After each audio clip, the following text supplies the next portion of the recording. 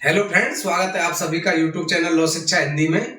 और आज हम पढ़ेंगे बीएनएस की धारा 72। धारा 72 के अंतर्गत है किसी भी बलात्संग से पीड़ित की पहचान के बारे में प्रतिषेध कि किसी भी बलात्संग से जो पीड़िता है उसकी पहचान उजागर नहीं की जाएगी। ये आईपीसी के अंतर्गत 228 ए के क्लॉज 1 और क्लॉज 2 के अंतर्गत हुआ करता था। तो आइए समझते हैं धारा 72 को। धारा 72 कतिपय अपराधों आदि से पीड़ित व्यक्ति की पहचान का प्रकटीकरण। किसकी? पीड़ित व्यक्ति की पहचान का प्रकटीकरण। और पीड़ित व्यक्ति किसे कहा गया है इसे समझेंगे। करस्पॉन्डिंग प्रोविजन मैंने आपको बता दिया है 228 ए के इन दोनों क्लॉज के अंतर्गत है आईपीसी में। उपधारा 1 क्या कहती है? जो कोई किसी नाम या अन्य बात को जिससे किसी ऐसे व्यक्ति की जिसे इस धारा में इसके पश्चात पीड़ित व्यक्ति कहा गया है पहचान हो सकती है। तो पीड़ित व्यक्ति किसे कहा गया है? जिसके विरुद्ध धारा 64, धारा 65, 66, 67, 68, 69, 70, धारा 71 के अधीन किसी अपराध का किया जाना अवकथित है। तो किससे पीड़ित है? धारा 64 से संबंधित बलात्संग के बारे में दंड की व्यवस्था है। इसी प्रकार से 65 है। धारा 65 में 16 वर्ष से कम आयु की और 12 वर्ष से कम आयु की किसी महिला से बलात्संग किया जाता है तब के बारे में प्रोविजन है इसमें। तो ये 71 तक बलात्संग से संबंधित मामले हैं। धारा 70 में गैंगरेप है। धारा 71 के अंतर्गत पुनरावृत्तिकर्ता के लिए दंड है। ये नई धारा जोड़ी गई है 69, प्रवंचनापूर्ण साधनों से का प्रयोग करते हुए किसी महिला के साथ बलात्संग करना। तो इनसे अगर कोई पीड़ित है उसका क्या नहीं किया जाएगा? मुद्रित या प्रकाशित करता है किसका? उसका नाम प्रकाशित नहीं किया जाएगा। वह दोनों में से किसी भांति के कारावास से दंडित किया जाएगा जिसकी अवधि 2 वर्ष तक की कितनी 2 वर्ष तक की हो सकेगी और जुर्माने का भी दायी होगा। तो क्या आ गया इसमें? 2 वर्ष प्लस जुर्माना, इतने दंड की व्यवस्था इसमें की गई है। अब इसमें कौन कर सकता है? मान लो किसी भी पीड़िता का जो इससे पीड़ित है, धारा 64, 65 इनके अंतर्गत प्रोविजन के अंतर्गत आता है और कोई ऐसा अपराध किया गया है तो उस पीड़िता की पहचान नहीं की जाएगी। अक्सर क्या होता है कि कोई भी ये पत्रकार बंधु आकर के उसका नाम छाप देते हैं, तब की कंडीशन में उनका क्या होगा? इसके बारे में प्रोविजन दिया गया है कि इस दंड से दंडित किया जाएगा, किसी की उसकी पहचान उजागर नहीं की जाएगी। पत्रकार बंधु ही नहीं, अगर अन्य कोई भी व्यक्ति उसकी पहचान उजागर करता है तो वो 2 वर्ष तक के दंड से प्लस जुर्माने का दायी होगा। तो ये अपराध व्यवस्था की गई है। परंतु किसी पीड़िता की पहचान भी उजागर की जा सकती है। किन कंडीशन में की जा सकती है उसे समझेंगे हम इसकी उपधारा 2 के अंतर्गत। क्यों? क्योंकि पुलिस अधिकारी, मान लो कोई इन्वेस्टिगेशन ऑफिसर है, इन्वेस्टिगेशन ऑफिसर विवेचना के दौरान ये पाता है कि किसी पीड़िता की पहचान नहीं हो पा रही है लेकिन उसके साथ में बलात्संग हुआ है, तो तब की कंडीशन में क्या करेगा पुलिस अधिकारी कि उसके पंपलेट वगैरह सद्भाव पूर्वक कार्रवाई करते हुए छपवा सकता है। तो समझेंगे उपधारा 2 क्या कहती है। ये उपधारा 2 है। उपधारा 1 की किसी बात का विस्तार किसी नाम या अन्य बात के मुद्रण या प्रकाशन पर, किस पर? मुद्रण या प्रकाशन पर, यदि उससे पीड़ित व्यक्ति की पहचान हो सकती है तब नहीं होता है जब ऐसा मुद्रण या प्रकाशन किस कंडीशन में नहीं होता है? इसका मतलब मुद्रण प्रकाशन किया जा सकता है किस कंडीशन में? पुलिस थाने के भार साधक अधिकारी के, कौन सा?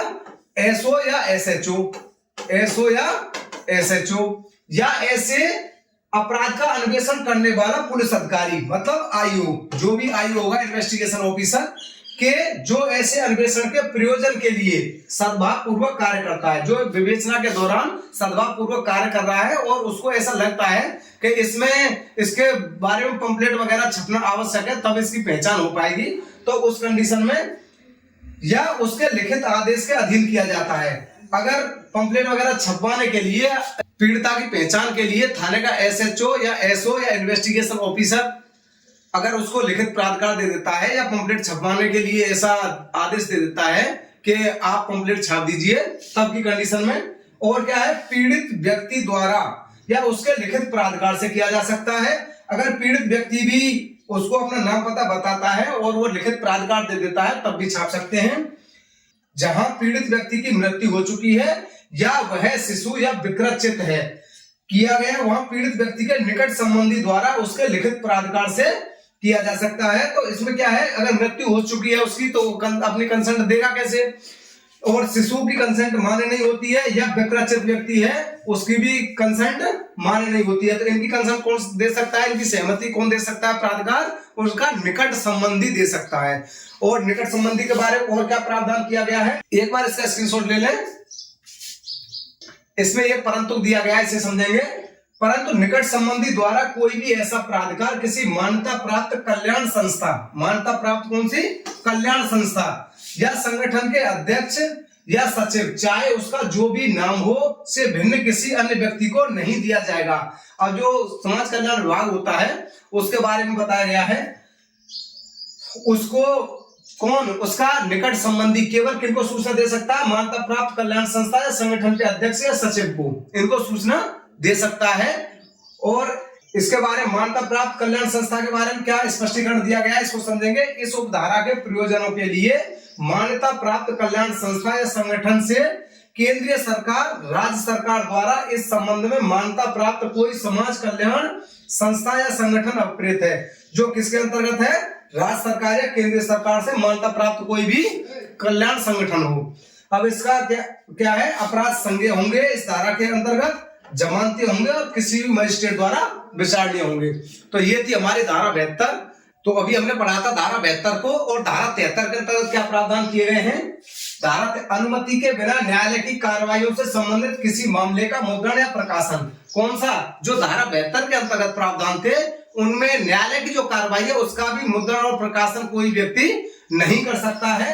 कब तक और क्या प्रावधान है उसको समझेंगे। इसकी करस्पॉन्डिंग जो प्रोविजन है 228A3 आईपीसी के अंतर्गत था, जो कोई धारा 72 में निर्दिष्ट किसी अपराध की बाबत किसी न्यायालय के समक्ष किसी कार्रवाई के संबंध में कोई बात उस न्यायालय की पूर्व अनुमति के, क्या दिया गया है, न्यायालय की पूर्व अनुमति के बिना मुद्रित या प्रकाशित करता है, तो वह दोनों में से किसी भांति के कारावास से दंडित किया जाएगा, जिसकी अवधि 2 वर्ष प्लस जुर्माना भी दायी होगा। 2 वर्ष तक की हो सकेगी और जुर्माने का भी दायी होगा। जो धारा 72 के अंतर्गत प्रावधान थे वो ही प्रावधान धारा 73 के अंतर्गत है, लेकिन इसके अंतर्गत क्या है, न्यायालय की कार्रवाई के प्रकाशन नहीं करेगा।